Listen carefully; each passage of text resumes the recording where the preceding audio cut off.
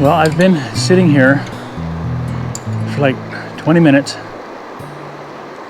just watching the water, seeing what I see if there's fish rising. There's a pretty good hatch on the water again this morning. And I got to realizing, you know, I've been coming to this spot, this same exact spot, since I was about 10. So that's 55 years of coming to this spot and fishing for steelhead or trout. Just fishing this spot here.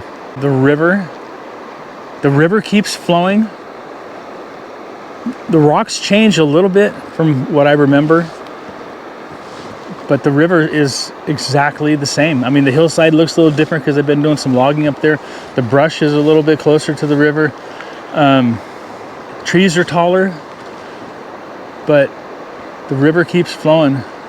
I know it sounds simple, but you know, and I don't like to be philosophical all the time, but sometimes it just makes me wonder. But I haven't seen any fish roll or jump yet.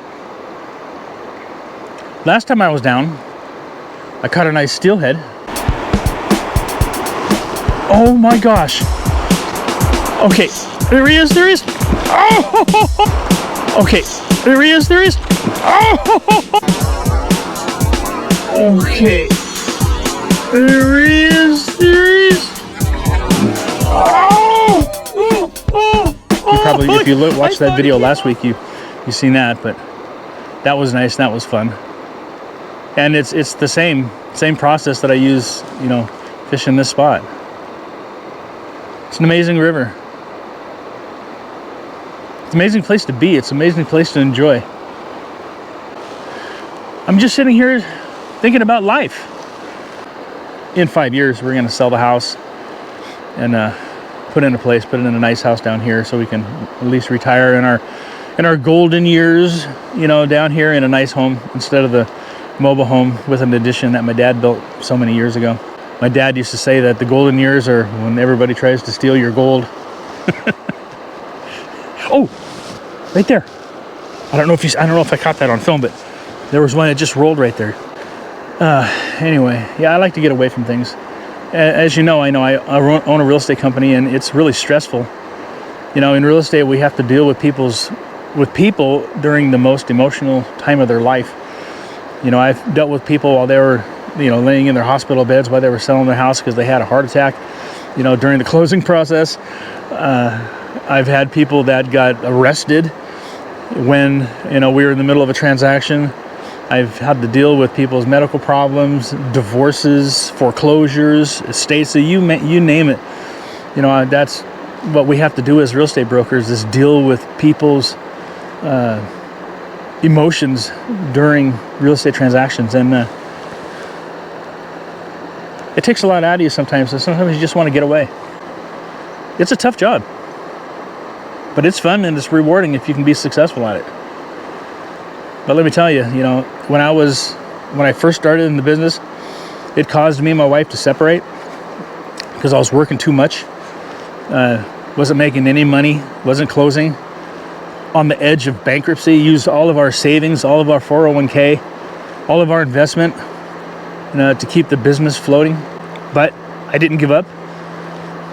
The business turned around, and that was over 30 years ago.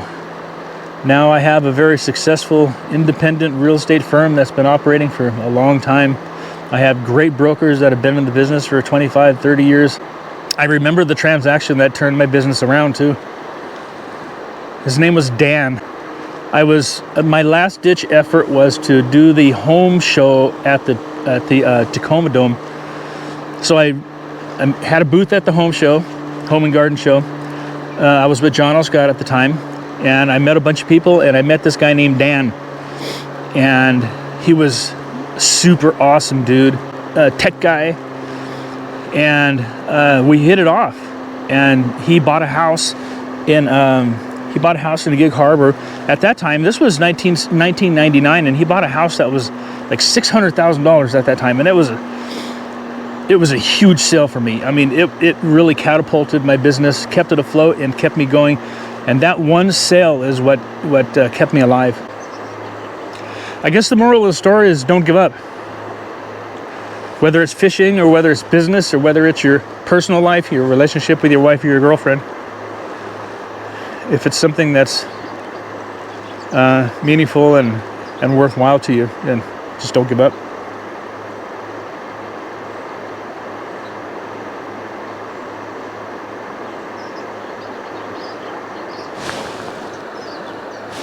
I just heard a fish. Okay, we've been here long enough.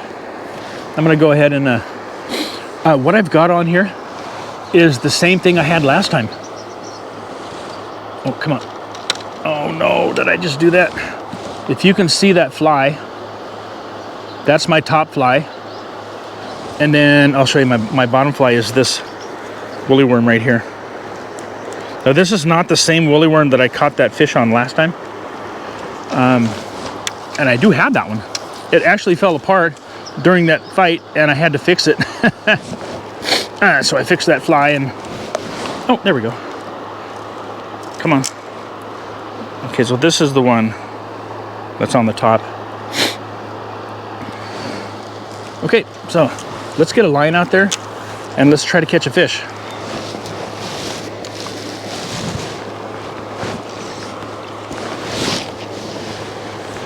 And you never know, there could be one just sitting right here. But I guess if you guys watch a lot of my videos, especially some of the older ones a couple of years ago, you know that I talk a lot. I can talk sometimes. It's kind of weird. I guess everybody's kind of the same, you know. Sometimes I can really be chatty, and other times I just don't want to say anything. I just want to just enjoy whatever I'm doing and kind of get lost in myself, lost in my own thoughts.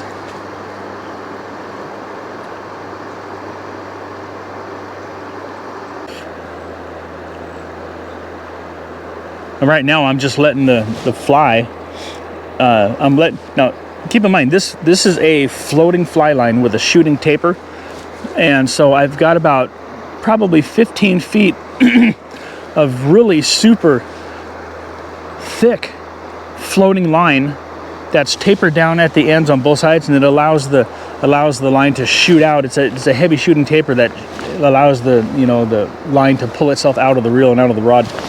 So, and it's a floating, shoot. And it's a floating line. Dang it. Oh, okay. And it's a floating line. So this thing, look at the size of this line. I mean, it's huge. I mean, this is no joke. So this line does not sink. It will not sink. As a matter of fact, as you watch it here on the water, it just lays on the surface, and it does that out there, especially in the current. So it does not sink more than, it depends on the weight of the fly that I have on here. But these flies are, these are heavy hooks, but I have gink on these, which helps them float. Gink is a floatant. A floatant? Is that what it's called?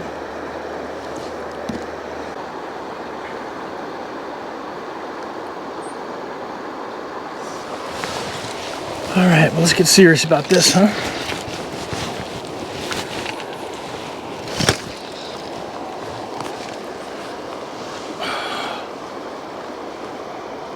If you hear me moaning and groaning every now and... Ooh, I just got bumped.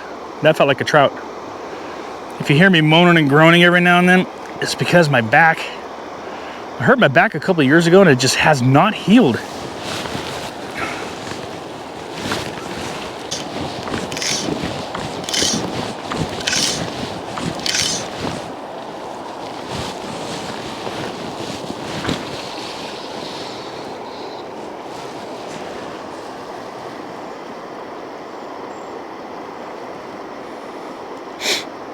See, like right now, my line is laying on the surface, and the fly is just swinging behind right on the surface. A lot of times I can see it, especially these really long-haired woolly buggers that I make.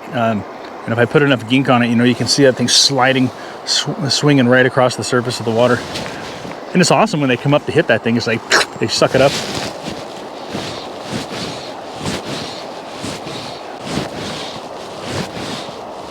So I only have a few hours today, which is okay with me. Sometimes that's all it takes is a few hours.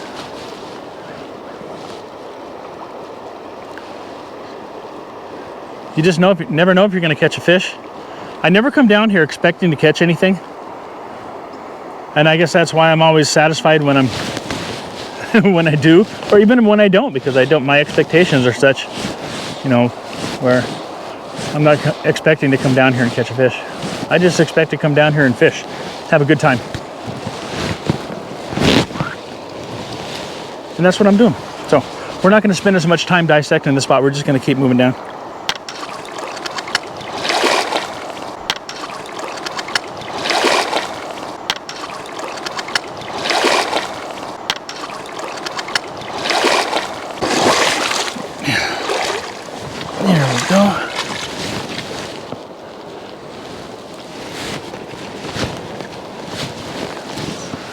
Bit of a different vantage point from here, huh?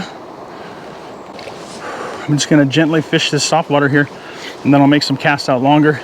They're farther out and down. I don't know if you guys ever caught a, you know, steelhead on fly rod, but it's an unusual take. They like grab it and just run.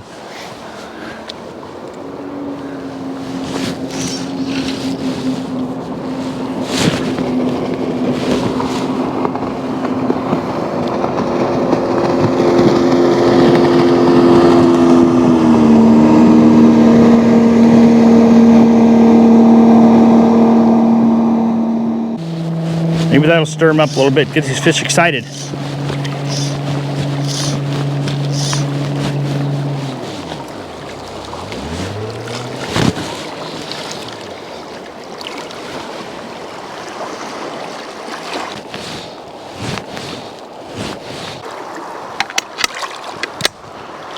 Just moving down a little bit lower.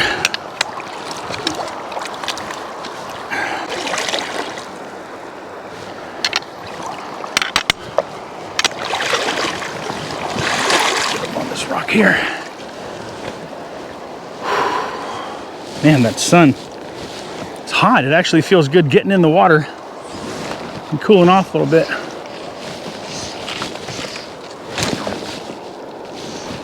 I hear a boat up there. Another boat.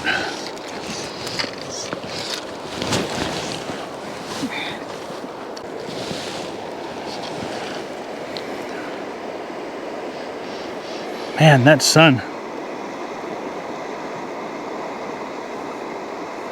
Doctor told me years ago that I needed to start wearing sunglasses after my eye surgeries. I had surgery on both my eyes because I had pterygium.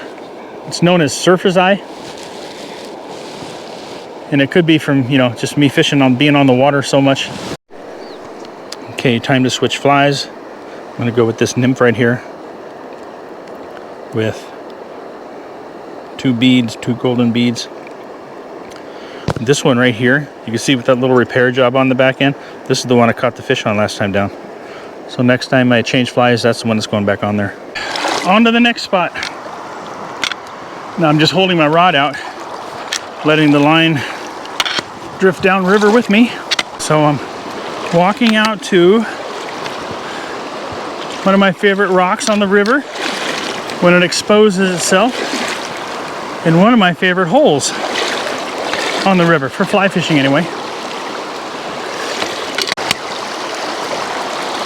All right, let me just sit myself down right here.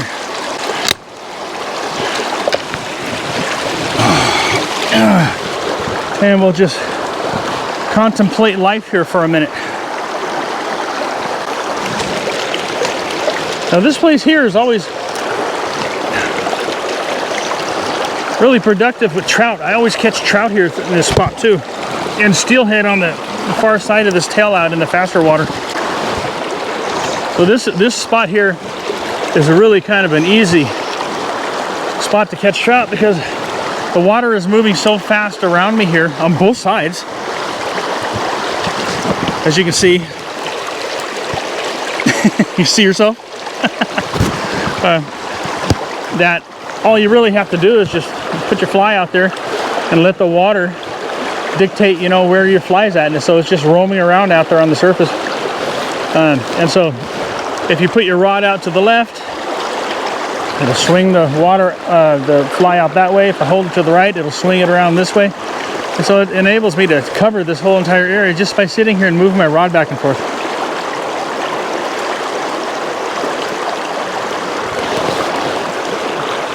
And of course, every now and then, you cast it up here like this because there are trout that are potentially sitting in here, or even a steelhead.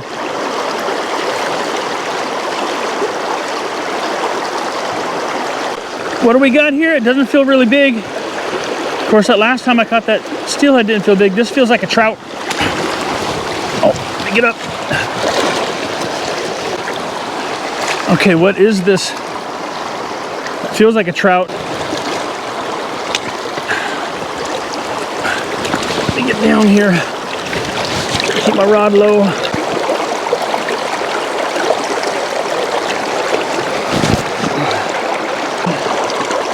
Come on.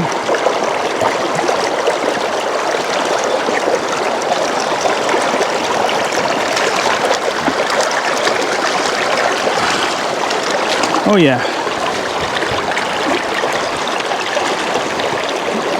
I don't want to hurt him. Definitely don't want to hurt this guy. Come on. Come on. Look at that beautiful fish. Got that woolly. Oh, look at that. He's got his dorsal fin is gone, but his adipose fin is still there. Okay, we're gonna safely release him. He's got that hook right in the corner of the mouth, always with fly fishing. So there we go. There you go, buddy. That's cool. Let me double check this fly here. Like I said, this is a good spot for trout. And that's the old secret weapon, the old hand-tied woolly worm. My dad discovered that those things work really well back in the late 80s. So I started tying a bunch up, and all the ones that I have left are tied from back in the day. I haven't tied any flies for probably 20 years. As a matter of fact, I gave all my fly tying equipment to my son. I hope he's putting it to good use. So the steelhead attack these flies just like the trout do. It's floating around back there, you know, and they see a bug on the water. Because like I said before, what's a steelhead? It's just a big trout, a Sea Run Trout.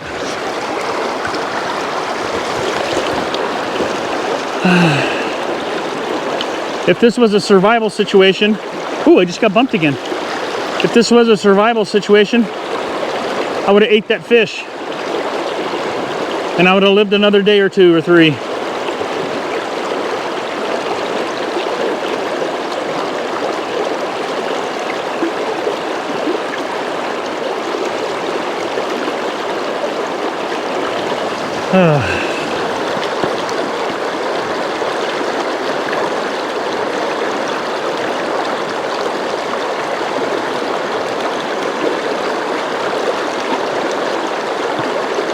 If you liked this video, be sure to check out our other videos where you'll join us on the ocean catching kings and silver salmon, lakes catching kokanee trout and landlocked coho. We'll also be working our riverfront homestead and harvesting venison. Stay tuned for more fishing and hunting and outdoor adventure videos. Be sure to subscribe to the channel and hit that bell button so you get notifications of new uploads. Thank you for watching.